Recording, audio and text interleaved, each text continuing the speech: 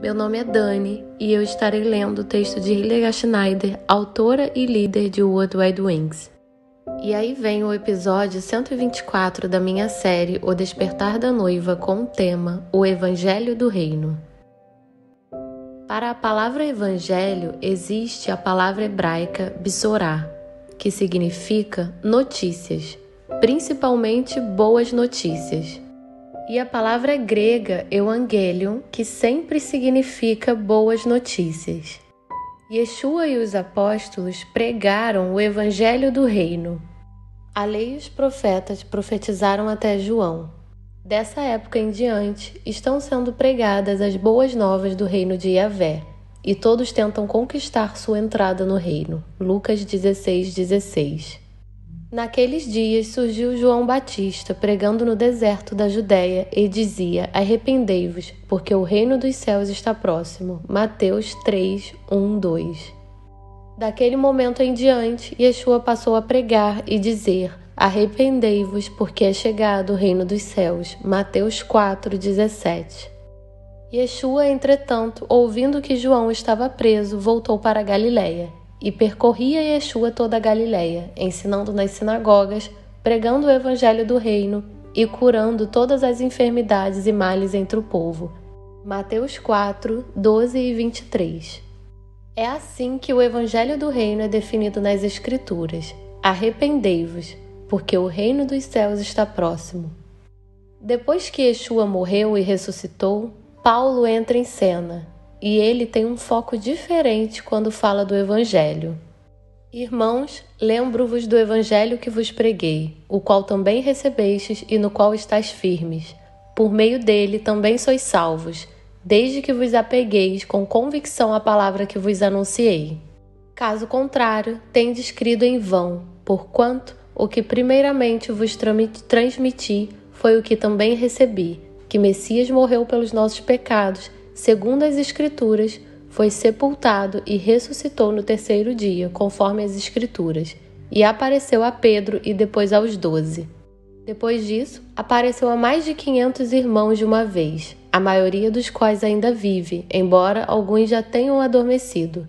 Mais tarde, apareceu a Tiago e a todos os apóstolos, e depois de todos, apareceu igualmente a mim, como a um que nasceu fora do tempo. 1 Coríntios 15:1-8. Aqui vemos o que Paulo quer dizer especificamente com o Evangelho. O Messias morreu pelos nossos pecados segundo as Escrituras, foi sepultado e ressuscitou ao terceiro dia segundo as Escrituras, e apareceu a Pedro e depois aos 12. Depois disso, apareceu para mais de 500 irmãos e a Tiago e a todos os apóstolos, e ele também apareceu para mim. Como o Evangelho do Reino foi descrito pelos apóstolos e Yeshua. Arrependei-vos, pois o reino dos céus está próximo. E a descrição de Paulo era diferente, não era? Simplesmente descreve boas novas, enquanto que é descrito pelos apóstolos e Yeshua requer uma ação, que é o arrependimento. Agora surge a grande questão: como podemos conciliar esses dois evangelhos? Antes de tudo, observem que os apóstolos e Yeshua pregaram o evangelho do reino aos judeus, enquanto Paulo pregava aos gentios. Devemos agora entender por que o evangelho foi pregado a esses dois grupos de maneiras muito diferentes.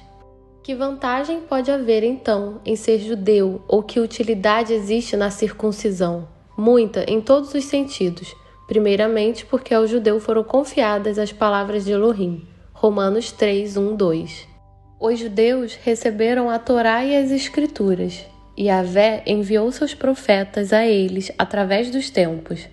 E Paulo passa a listar os privilégios que os judeus receberam, os quais são os israelitas, de quem são a adoção, a glória, as alianças, a promulgação da lei, o culto e as promessas, de quem são os patriarcas, e a partir deles é traçada a linhagem humana de Yeshua, que é Elohim de tudo e de todos. Romanos 9:4-5.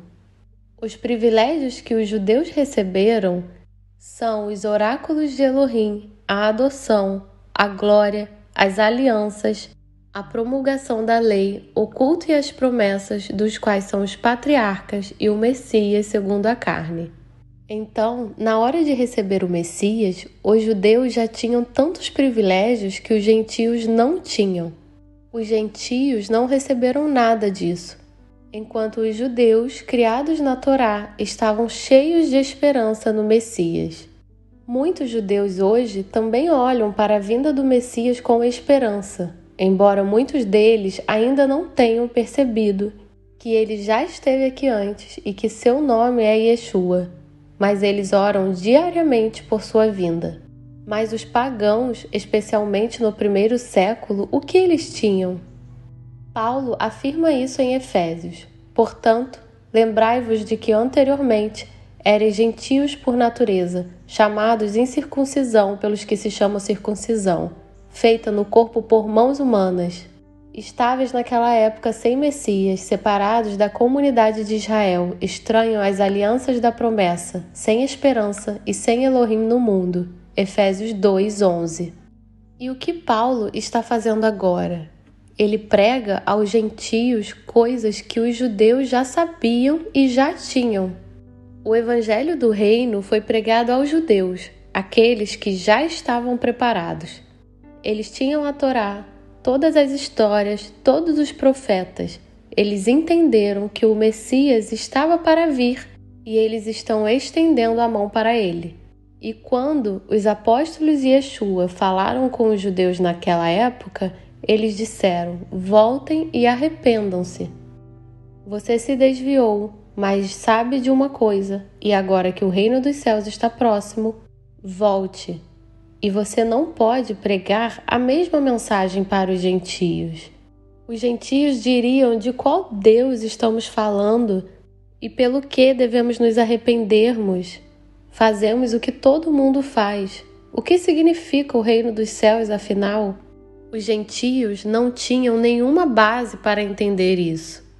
Paulo agora diz que tem boas novas para eles. Este homem de quem as Escrituras falam veio, morreu por seus pecados e ressuscitou. Você diria então, sim, quem é esse homem e que tipo de livro é esse? Alguém venceu a morte?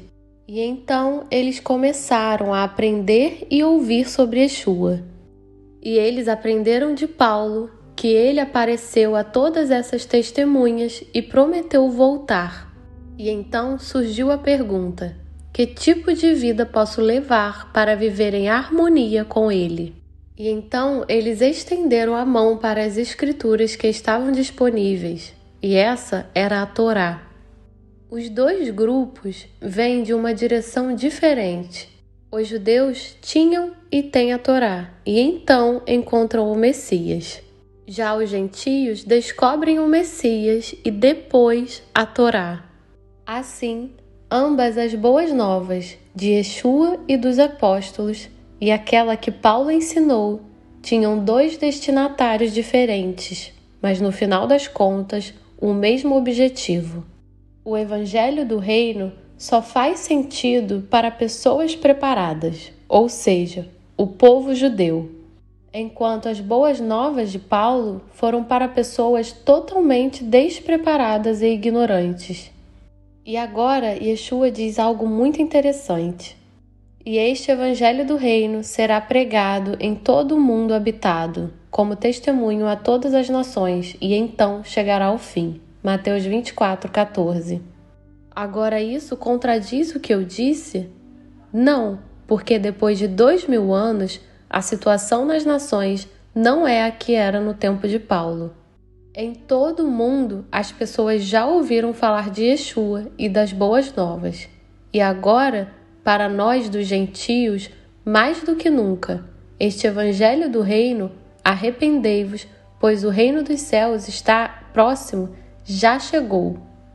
E agora, outro conceito gospel entra em cena.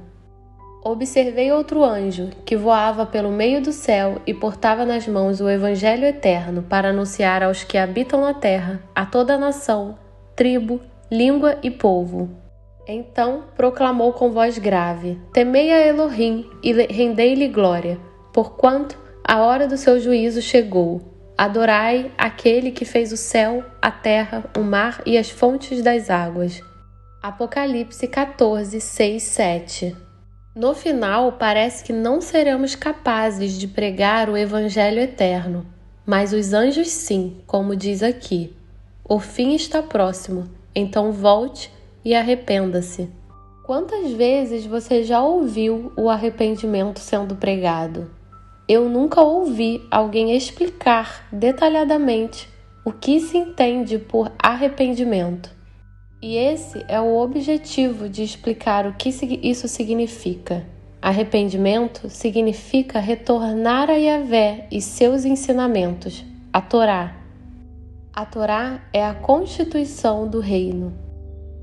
Sejam todos ricamente abençoados.